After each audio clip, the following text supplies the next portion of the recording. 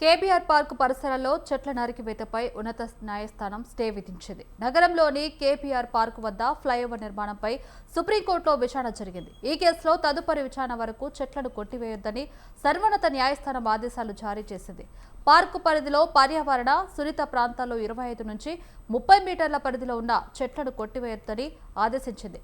ఈ పనుల కోసం పార్కు పరిధిలో సుమారు 1300 చెట్లు నరికివేస్తున్నారని పిటిషన్ల తరపు న్యాయవాది వివేక్ రెడ్డి వాదించారు.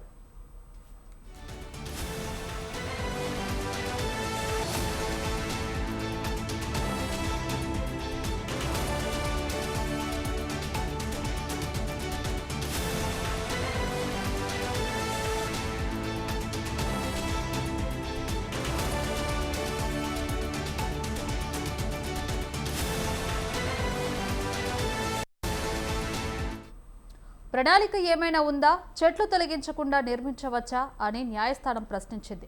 అలాంటిదేమీ లేదని న్యాయవాది వివేక్ రెడ్డి కోర్టుకు తెలిపారు. వాస్తవానికి ప్రభుత్వమే చెట్లను తొలగిస్తుందని, రాత్రి పగలు తేడా లేకుండా చెట్లు నరుకుతున్నారని వివరించారు. పర్యావరణ సున్నిత ప్రాంతాల్లో చెట్లు నరకొద్దని అభివృద్ధి బోర్డు చెప్పిందన్నారు. వాదనల అనంతరం ప్రతివాదులుగా రాష్ట్ర ప్రభుత్వం, కేంద్ర పర్యావరణ మంత్రిత్వ శాఖలకు సుప్రీంకోర్టు నోటీసులు జారీ చేసింది. తదుపరి విచారణను జూలై 27కి వాయిదా వేసింది. సుప్రీంకోర్టు స్టే ఆదేశాలతో ఎస్ఆర్డీపీ పనులు తాత్కాలికంగా నిలిచిపోనున్నాయి. ప్రధానంగా కేబీఆర్ జంక్షన్ పరిసరాల్లో ఫ్లైఓవర్ల నిర్మాణాలకు భారీ ఆటంకం ఏర్పడింది.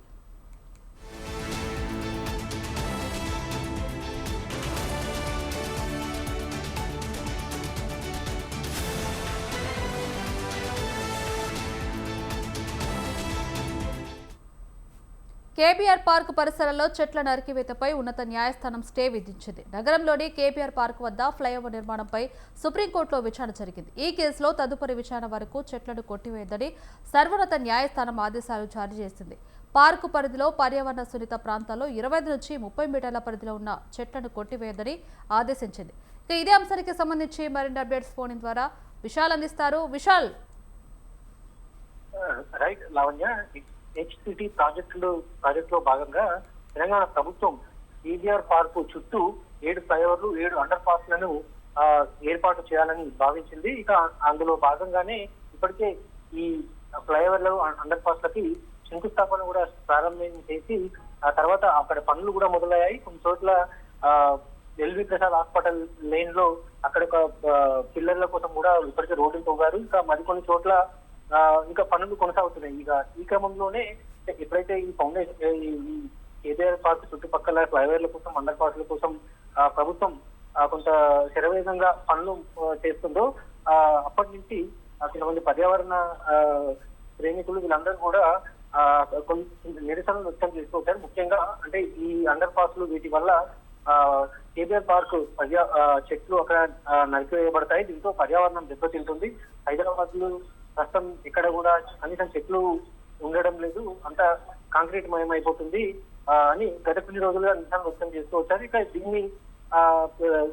దీనికి ప్రతిస్పందనగా ప్రభుత్వం నుంచి కూడా కొంతమంది ఇంకా క్లారిటీ ఇచ్చే ప్రయత్నం చేశారు. ముఖ్యంగా అక్కడ ఎలాంటి చెట్లు నరకము, కేబీఆర్ పార్క్ లో ఉన్న ఏ ఒక్క చెట్టు కూడా హాని చేయము, కేవలం రోడ్ సైడ్ మీద ఉండే వాటిని మాత్రమే తీయాల్సి ఉంటుంది. ఎందుకంటే అండర్ పాస్ ల నిర్మాణంలో అవి అడ్డుగా ఉన్నాయి కాబట్టి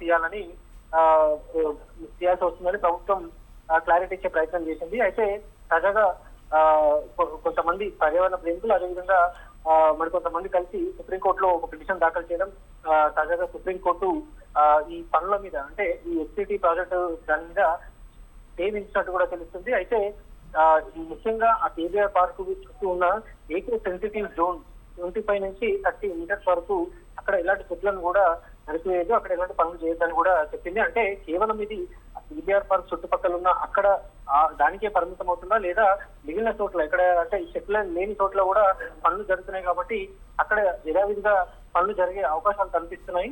సుప్రీంకోర్టు పూర్తి ఆర్డర్స్ బయటకు వస్తే కానీ కొంత క్లారిటీ వస్తుంది. అంటే మొత్తానికి పనులు మించిపోయే అవకాశం తక్కువగా ఉంటాయి.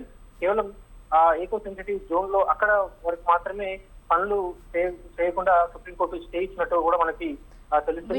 ఇంకా దానికి సంబంధించి పూర్తి స్థాయిలో విశాల్, అంటే ఇప్పుడు సుమారుగా కూడా ఎన్ని వందల చెట్ల వరకు కూడా నరికేసినట్టుగా తెలుస్తుంది. దానికి తగ్గట్టుగా న్యాయవాది వివేక్ రెడ్డి కూడా వాదించినట్టుగా తెలుస్తుంది. పిటిషనర్ తరపున అక్కడున్న పూర్తి సమాచారం ఏంటి?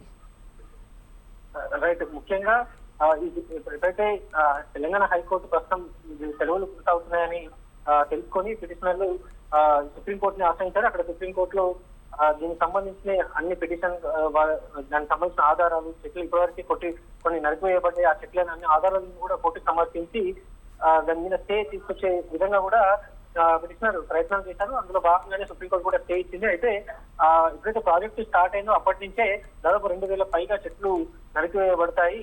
ఇంతో పర్యావరణం దెబ్బతింటుందని ఈ పర్యావరణ ప్రేమికులు నిరసన వ్యక్తం చేస్తూ వచ్చారు. అయితే ప్రభుత్వం నుంచి మాత్రం చెప్తుంది ఒకటే, కేవలం రోడ్డు మీద ఉన్న ఏదైతే రోడ్డు మధ్యలో ఉన్న జంక్షన్ మధ్యలో ఉన్నాయి అక్కడ చెట్లన్నీ నరికివేస్తాము, కంప్లీట్ గా లోపల కేబీఆర్ పార్క్ లోపల ఉన్న చెట్ల జోలికి మాత్రం ప్రభుత్వం వెళ్ళదు. ఇక మిగిలిన చెట్లను ఏవైతే రీస్టోరేషన్ చేసే అవకాశాలు కూడా ఉంటాయి, అంటే ఇక్కడ నుంచి చెట్టు తీసి వేరే చోట కూడా పెట్టే అవకాశాలు కూడా ఉంటాయి కాబట్టి వాటిని కూడా పరిశీలిస్తామని ప్రభుత్వం చెప్తూ వచ్చింది. అయితే ప్రస్తుతానికైతే ఆ తెలంగాణ భవన్ రూట్ లో ఉన్న చెట్లు దాదాపు అన్ని కూడా ప్రభుత్వం కొట్టివేసింది. అయితే అది కేబీఆర్ పార్క్ కి ఆనుకొని ఉన్న రోడ్డు మధ్యలో ఉన్న చెట్లు మాత్రం తీసేసింది. మనకు కంప్లీట్ గా కేబీఆర్ పార్క్ లో చెట్ల జోలికి మాత్రం ప్రభుత్వం ఇప్పటి వరకు వెళ్ళలేదని కూడా మనకి తెలుస్తుంది. అయితే ఈ ప్రభుత్వం ఒక 2 ఏళ్లలోనే ఇక్కడ ఈ అండర్ పాస్ లను, ఫ్లైఓవర్లని కంప్లీట్ చేసి తీసుకురావాలని భావిస్తుంది. అయితే ప్రస్తుతం సుప్రీంకోర్టు ఇచ్చిన ఏ కారణంగా ఈ పనులలో కొంత ఆలస్యం అయ్యే అవకాశాలు కూడా కనిపిస్తున్నాయి. ఎందుకంటే ప్రస్తుతం జూలై 3వ వారానికి సుప్రీంకోర్టు ఈ కేసుని వాయిదా వేసింది కాబట్టి మళ్ళీ అప్పుడు విచారణ జరిగిన తర్వాత ఏదైనా ప్రభుత్వానికి సానుకూలంగా సుప్రీంకోర్టు నుంచి తీర్పు వస్తే ఆ పనులు మళ్ళీ వేగవంతం అయ్యే అవకాశాలు కనిపిస్తాయి. Lavanya. Right, thank you Vishal.